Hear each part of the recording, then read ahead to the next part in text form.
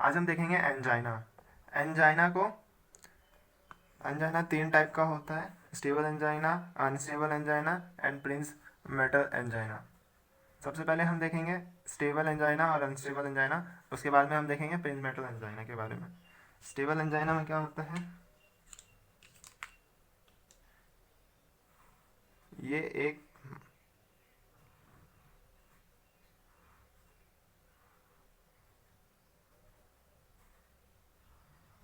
Myocardium है, जैसे कि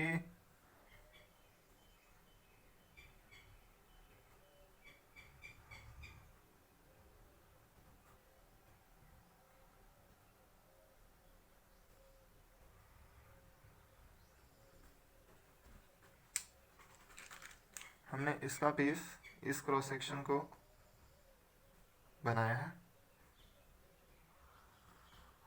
ये यहाँ की ब्लड वेसल्स है। इसमें क्या होता है कि जो ब्लड वेसल्स है वो फिक्स्ड ऑब्स्ट्रक्ट रहती है। इसमें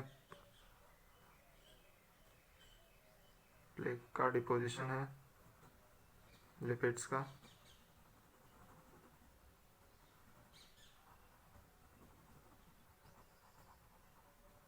जब हम कॉजेस पढ़ रहे थे तो उसमें एथेरोस्क्लेरोसिस में जो फिक्स्ड एथेरोस्क्लेरोटिक प्लाक था वो ये है।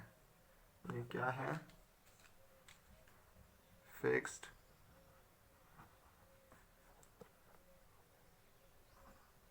एथेरोस्क्लेरोटिक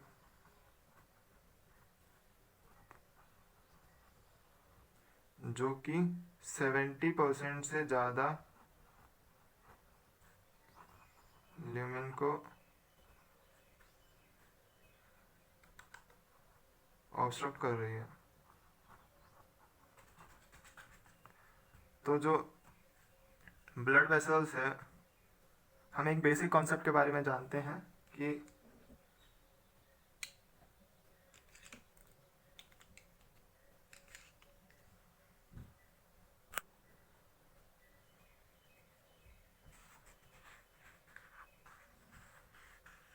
ये हार्ट पे, ये इनर पोर्शन है और ये आउटर पोर्शन है। जब मसल कॉन्ट्रैक्ट होती है तो जो ये ब्लड वेसल्स जा रही है, इनर पोर्शन में सबसे लास्ट में ब्लड वेसल्स जाती है। तो जो वेंट्रिकल है वो कॉन्ट्रैक्ट होती है तो सबसे ज़्यादा वो स्क्वीज जो करके रखती है वो इनर पार्ट की मसल्स को करके रखती है, ल्यूमिनल के साइड में। तो जब ये फिक्स्ड ऑब्स्ट्रक्शन है स्टेबल एंजाइना में, तो इसमें जो इस्कीमिया डेवलप होगा वो सिर्फ ल्यूमेन के साइड में होगा, ल्यूमेन की तरफ। इसको स्टेबल एंजाइना भी इसलिए बोलते हैं क्योंकि इसमें जो ये प्लाक है वो फिक्स्ड है। ये कब कब हमको दिखेगा एंजाइना, ये एग्जॉस्शन के टाइम पे एंजाइनल पेन इंक्रीज होगा। एक्सरसाइज जैसे सीढ़ी चढ़ना है, walking against cold wind, emotional stress,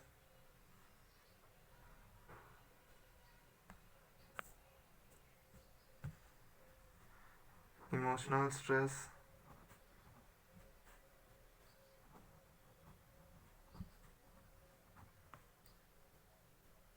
heavy meal के बाद, हैवी मील खाने के बाद भी होगा, हो सकता है।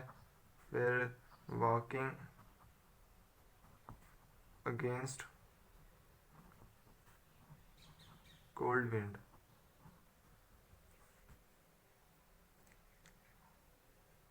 इसका जो क्लिनिकल प्रेजेंटेशन है वो पेशेंट जो है वो कंप्लेन करेगा dull pain, dull and diffuse pain. कहाँ कहाँ पे, in the area of radiation, neck, both arm या कोई सा भी आर्म, जॉ, एपिगैस्ट्रियम, या सिर्फ वहीं पे जहाँ पे रेडिएट कर रहा हूँ पेन। इस टाइप के स्कीमिया जो डेवलप हुई है सिर्फ इनर पार्ट्स में, इसको बोलते हैं सब एंडोकार्डियल स्कीमिया।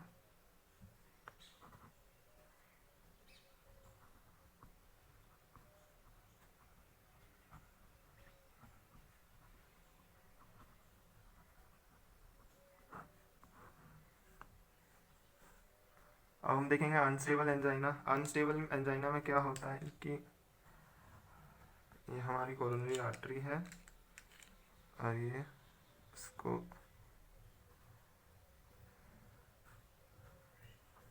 अनस्टेबल एंजाइना में क्या होता है, जो थ्रोम्बस प्रेजेंट है या एथेरोस्क्लेरोटिक प्लाक प्रेजेंट है वो डिसरप्टिव प्लाक है, जैसे कि ये प्लाक है, ये डिसरप्टिव है, तो ये फिशरिंग, इसमें रप्चर हो सकती है, तो यहाँ पे प्लेटिलेट डिपोजिशन हो सकता है जिसको प्लेटिलेट प्लग बोलते हैं या प्लेटिलेट एग्रीगेट्स बोलते हैं। फिर कोगुलेशन भी हो सकता है। इन सब के बाद जो इसका साइज है, इसका ल्यूमेन का साइज है वो कम हो गया है।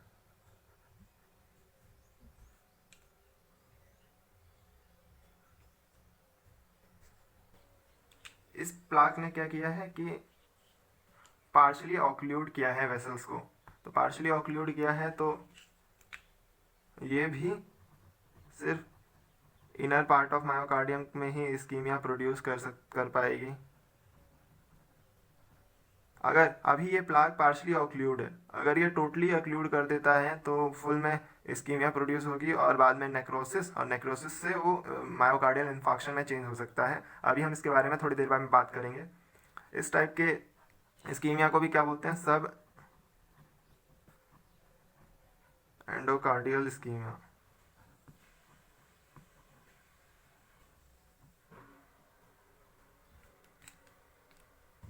इसका जो ये अनस्टेबल एंजाइना कब कब फील होता है, ये अनस्टेबल एंजाइना एक कॉन्ट्राडिक्शन पे है। हल्का सा भी, ये थोड़ी देर में भी ये इन्फेक्शन में भी जा सकते हैं, एमआई कॉज कर सकता है। इसका जो ट्रीटमेंट है वो बहुत एग्रेसिवली किया जाता है ताकि ये एंजाइना एमआई में ना कन्वर्ट हो।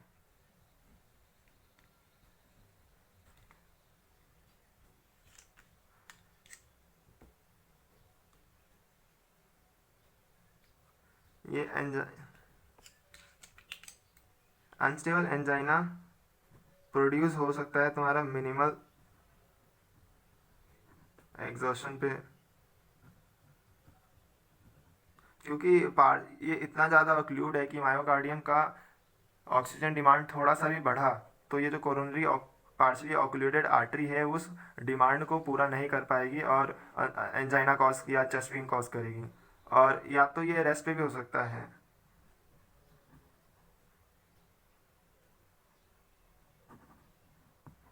ऑन रेस्ट इसका जो प्रेजेंटेशन है वो है severe and prolong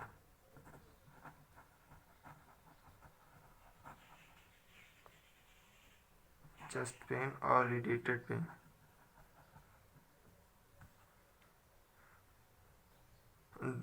on minimum exhaustion और ऑन रेस्ट कभी भी हो सकता है। अब हम इन दोनों के ट्रीटमेंट की बात करें तो ये स्टेबल एंजाइना जो है, ये स्टेबल एंजाइना रेस्ट पे भी ठीक हो सकता है, हो जाता है। फिर हमारा रेस्ट के बाद इसको हम नाइट्रेट्स भी दे सकते हैं, नाइट्रेट्स पे भी ठीक हो जाता है। लेकिन जो अनस्टेबल एंजाइना है वो नाइट्रेट्स पे रिस्पॉन्ड ही नहीं करता, तो इसका जो ट्रीटमेंट है नाइट्रेट्स, रिस्पॉन्ड नहीं करेगा नाइट्रेट्स पे। अब हम देखेंगे प्रिंस मेटल एंजाइना के बारे में। प्रिंस मेटल एंजाइना इसको हम इसके थ्रोम्बस और ऑक्लूजन पे इसको डिफाइन नहीं कर सकते, क्योंकि इसमें ना ही तो एरिथ्रोस्क्लेरोटिक प्लाक डेवलप होता है और होता भी है तो बहुत लेस होता है जो कि ऑब्स्ट्रक्ट नहीं कर सकता। इसमें जो इसका जो मेन कॉज है वो वेजोस्पाज्म है। वेजोस्पाज्म ऑफ कोरोनरी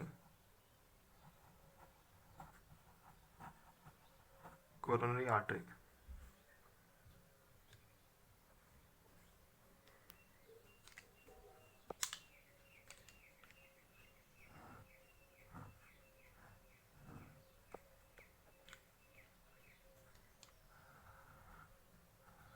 ये जो आर्टरी है वो कभी भी स्पास्टिक हो सकती है और ल्यूमेन को कम कर सकती है। अगर इसमें पहले से ही स्मॉल साइज का एरिथ्रोस्क्लेरोटिक प्लाक हो या एरिथ्रोस्क्लेरोटिक लीजन हो तो ये ल्यूमेन को छोटा कर दिया इसने।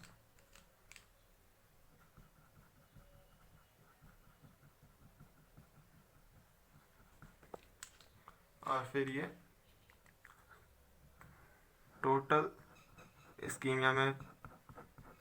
टोटल मायोकार्डियम में इस्कीमिया प्रोड्यूस करेगा। और इस टाइप के इस्कीमिया को बोलते हैं ट्रांसम्यूरल इस्कीमिया।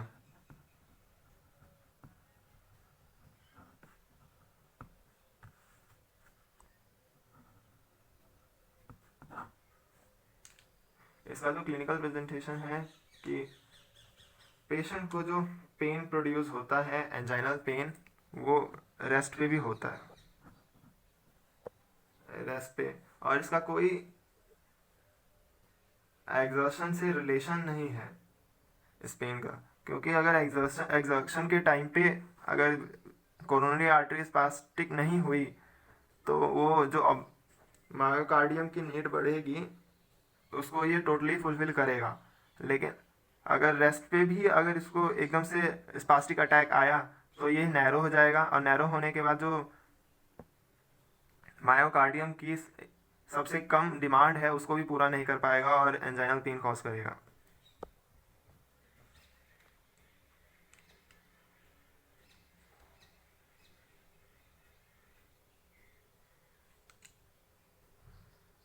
इसका जो ट्रीटमेंट करते हैं हम नाइट्रेट्स देते हैं और कैल्शियम चैनल ब्लॉकर।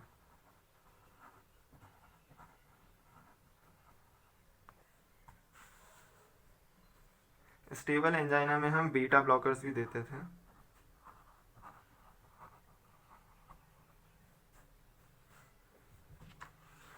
लेकिन यहाँ पे हम बीटा ब्लॉकर्स नहीं देंगे, बिल्कुल नहीं, क्योंकि अगर देंगे तो ये केस को और ज़्यादा सीवियर कर देगा।